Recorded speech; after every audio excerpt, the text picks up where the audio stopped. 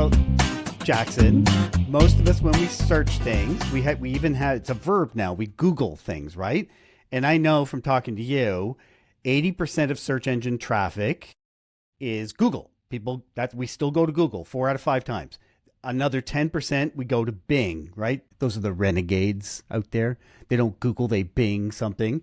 But increasingly, people are using generative AI. We're ChatGPTing searches. So, I mean, and that's building. The writing is on the wall. As PR pros, we need to realize we need to win the searches for our clients. We need to realize that search engine optimization is giving way to what's being called answer engine optimization. And we need to build strategies, not theory, strategies. And one of your strategies is dual websites, one for humans, one for the bots. What does that look like? It's a great question, and thank you for asking it. A few things. I mean, I think you alluded to the fact at the beginning that Google's blue link business is still a great business, and it still matters for a lot of companies, and it's probably going to matter for a while. But more and more, we are seeing people search, as you alluded to, with generative engines for questions, a range of questions, any question you can think of. And when they do that, generative engines send out this army of bots called ragbots, and ragbots have very specific kind of likes and dislikes and things. I don't want to make them sound like they have personality because they don't, but they're very specific in how they like things organized, information organized. And I think what we're heading towards is a dual universe. There will be a websites for humans that's pretty and has nice colors and fonts and all the things that we all know. And then one for bots where information is organized and optimized for their consumption. Why do I think this is happening? Already 51% of all internet traffic is bot traffic. So already the bots are consuming content. We know they can consume content at scale, far beyond the ability of any human. So they are effectively now, in our view at least, and in the view of some of our clients, they are effectively a whole other ICP that any business should treat like an ICP. And obviously one of the ways you cater to an ICP is through a website. Well, these bots need very specific things from a website. So you may have a second site, you may have a section within a site for them. That's what we think the world is heading towards. Jackson, what's an ICP? Ideal customer profile. I'm so sorry. Oh, okay. Love these acronyms, always looking to collect more. PR man, just color me bad on that one. Mm. I try to tell my clients that, but I fall victim. Now, I remember back in the day when social media was emerging and people had this sort of sense of, here's a content, we're just going to shove it on all the different social media channels, be it LinkedIn, YouTube, Instagram, well, back then it was Twitter. And then people started realizing that actually they are attracting different audiences and they have different algorithms, and we need to kind of like have different channel strategies as they started to grow in their understanding. Do you think the same thing's going to happen with these sort of LLMs like ChatGPT, Gemini, Perplexity, that we're going to start treating them as distinct media channels, in the sense that we're going to look at actually different audiences favor different things, audiences use them for different aspects of their sort of search, and most importantly, sort of looking at where do they scrape from? Because there's a mate of mine, I was just following him on LinkedIn, and I saw that he's just launched sort of AO, Ask Optimization, as a PR agency service, which I thought was really interesting. And I've been hearing other PRs also looking to sort of launch that as well. So, are we seeing something emerging, with the nuances and the greater understanding of the Perplexity, ChatGPT, Gemini, a little bit like back in the day with social media channels emerging, and therefore approaching them in a unique approach as opposed to one size fits all? It's an excellent question. And I want to preface my answer by saying this is a new realm, obviously, as we all know. And like any new realm, we have to be careful. What is true today might not be true in a month, might not be true in 6 months for sure. So what I would say is absolutely, you are correct, Farzana.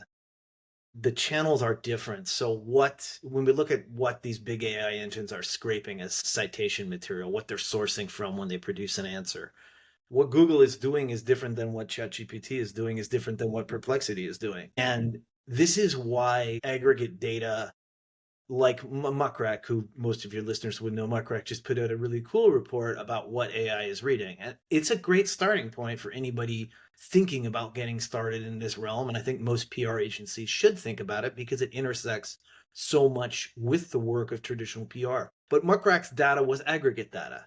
So Muckrack's looking at entire categories, it's looking at big data sets, and it's saying, okay, Wikipedia matters to ChatGPT, or YouTube matters to Google, some Reddit matters to Perplexity. All of those things are true. But when you go to design a program, a PR program that's going to help a client optimize their position in AI search, you have to get granular. So when Muckrack came out with its data, we actually were doing some work with a tool called Scrunch, which is sort of an AI monitoring tool. And our data for individual clients, in terms of what was being scraped when AI talked about them, was quite different than what Muckrack was sharing in its report in aggregate. Does it mean Muckrack was wrong? Absolutely not. It's sharing aggregate data. Aggregate data, as we all know in our careers, is a starting point to strategy building.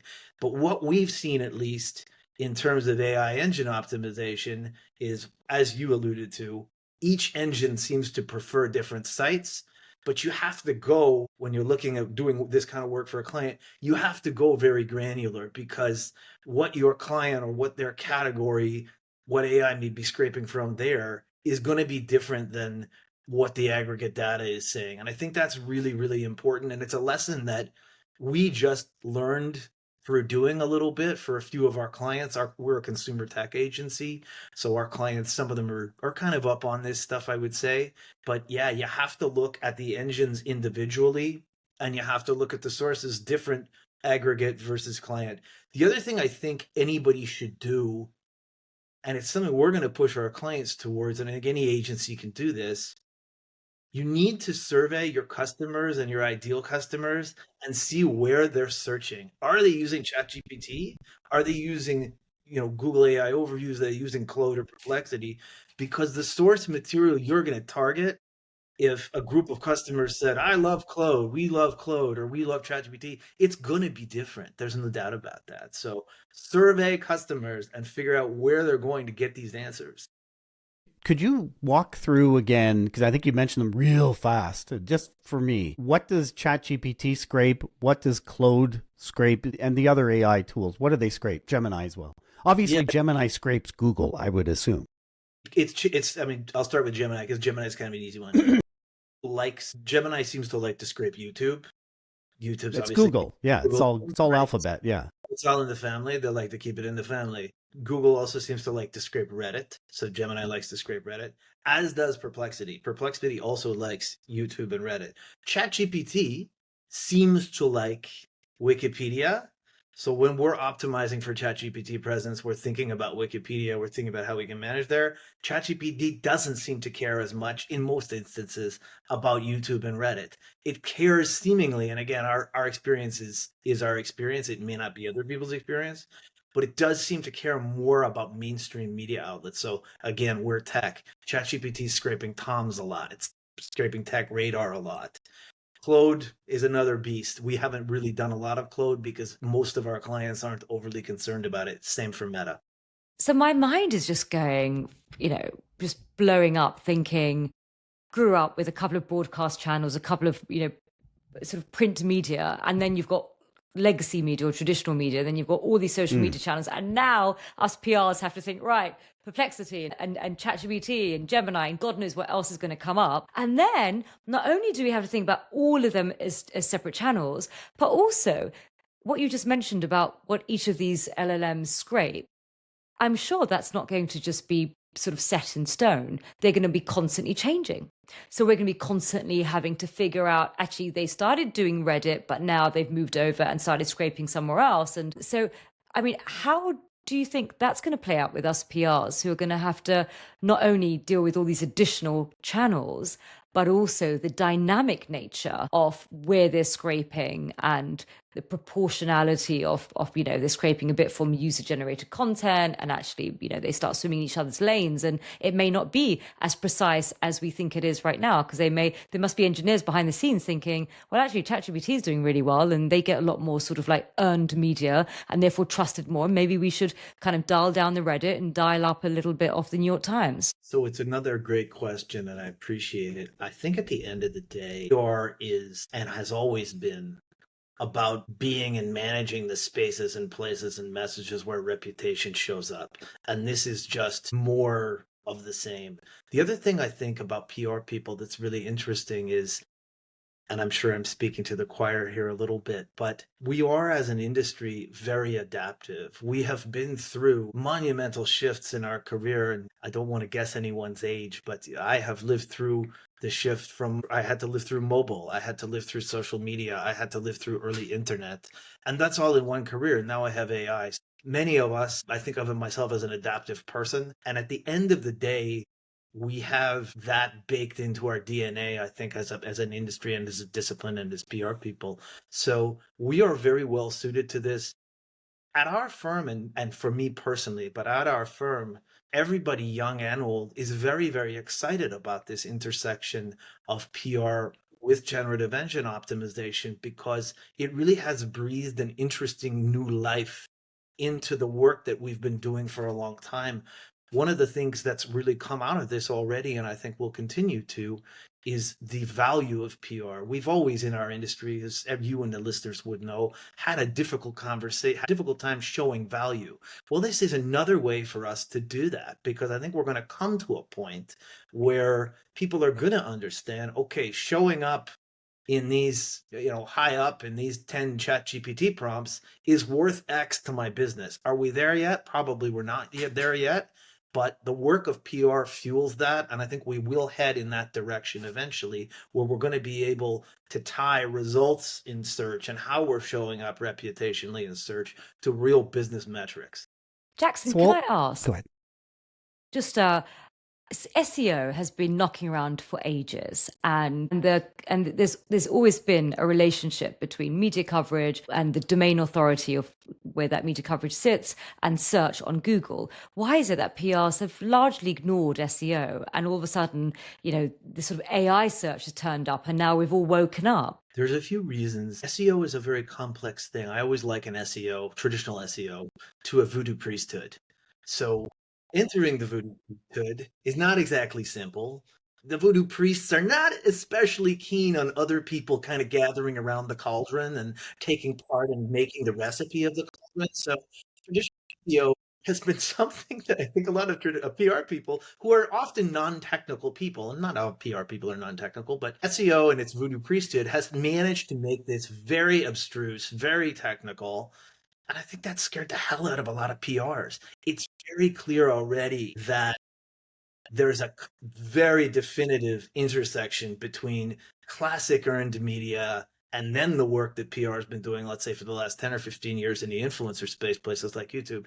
Those are intersecting with what these generative engines are producing and how they're producing. So there's absolutely a place at the table for us. And it feels less like that voodoo priesthood where we can't really break in and get close to the cauldron. I've got a really dumb question. I hope that's okay. I don't know any better. Middle name, Doug. Okay. Yeah, good. I feel I'm amongst brethren, so I'll ask. There are a lot of lawsuits or talks of lawsuits with all this scraping going on, especially journalist outlets, newspaper, news websites. They don't want their stuff just being used in a search, and they can't drive any revenue from it. So sometimes they put their content behind a paywall, which may or may not work. If they put it behind a paywall, does that mean that the ChatGPT can't find it and scrape it? How does that work? And is it worth doing?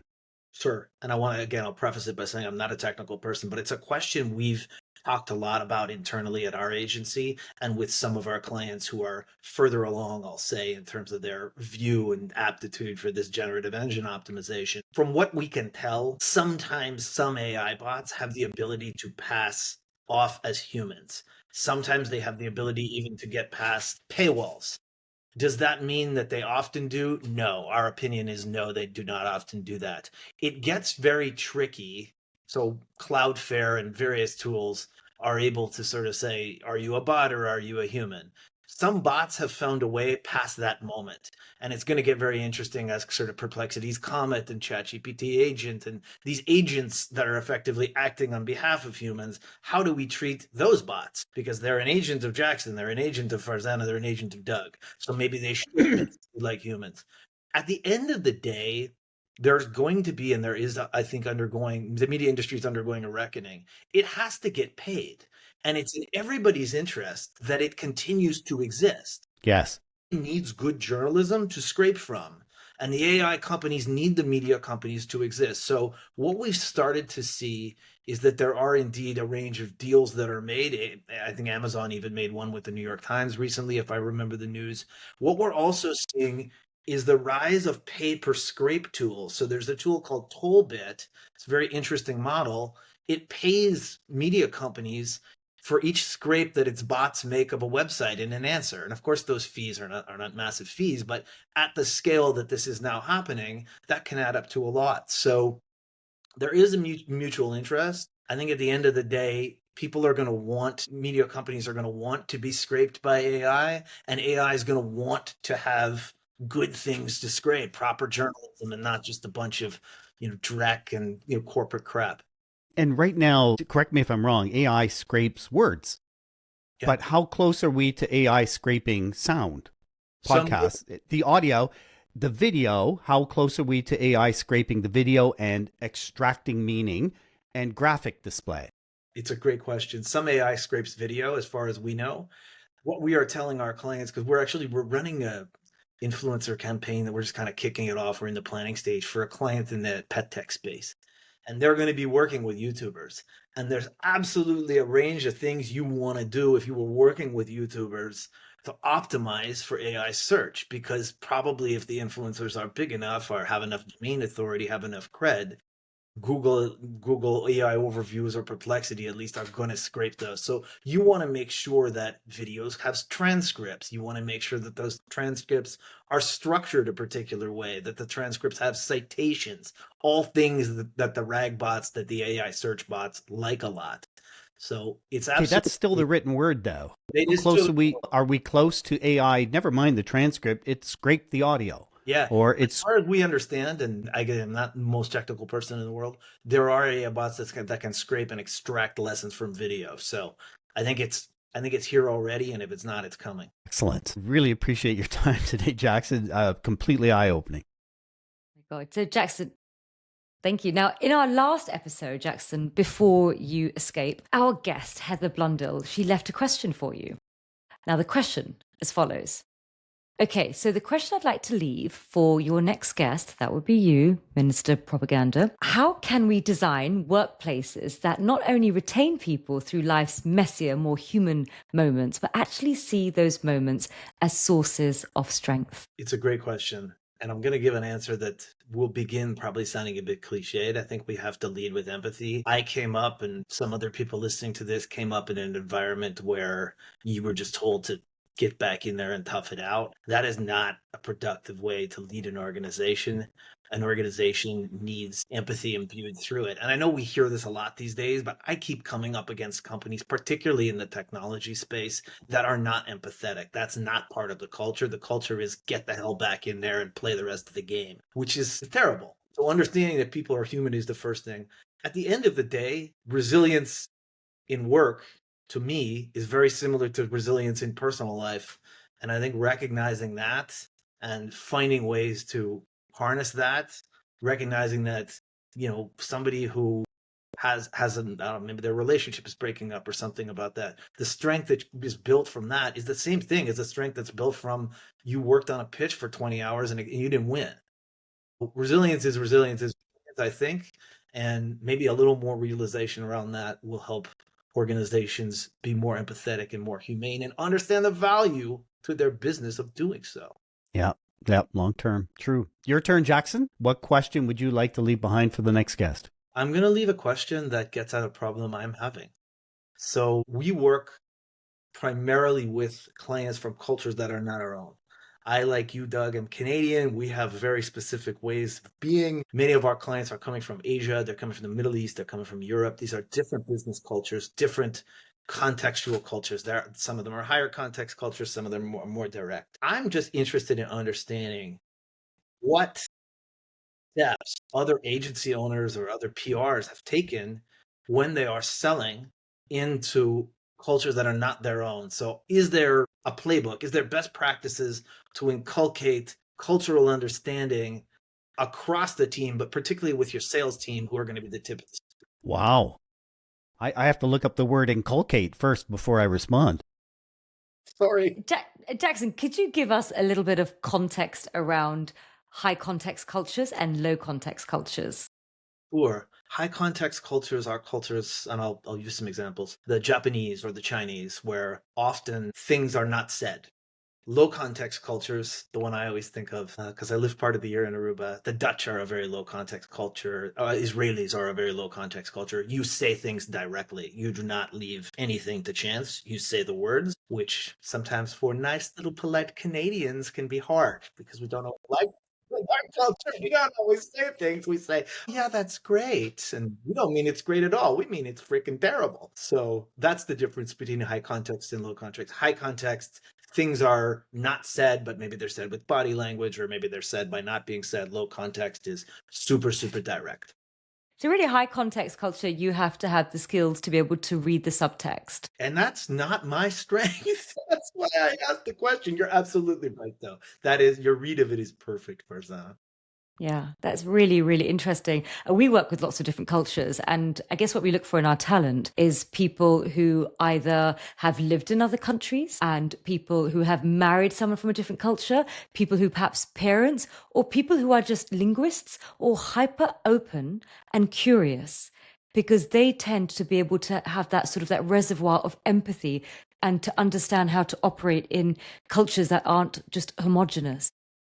Right. Yeah, I think it's fascinating. And there's some people who just find it stressful dealing with people from other cultures and others who absolutely love it. So I think kind of passion is also a driver. I always say it's the best and the hardest thing about my job, that I have almost clients from cultures that are not my own. It keeps you on your toes. It makes life fascinating. I've obviously had the chance to travel a lot, which is one of my favorite things, but it's both the hardest and the most interesting thing about my job, for sure, that we're dealing with other cultures. And I appreciate your counsel that it starts at the hiring, and it's about looking for those traits at the hiring stage. So you don't hire, provincial Jimmy who's never left his little town. Unless provincial Jimmy yearns for this, this sort of adventure of travel, because you don't have to actually board a plane to understand different cultures. You just, with this incredible world that we live in, you could do Zoom calls with people from all over the world. But if you have an interest in other people's cultures, and if you have an interest in the other, which is a psychographic trait, then you're halfway there. That's great advice. I really appreciate it. Thank you so Thanks much. again, Jackson. Thank you.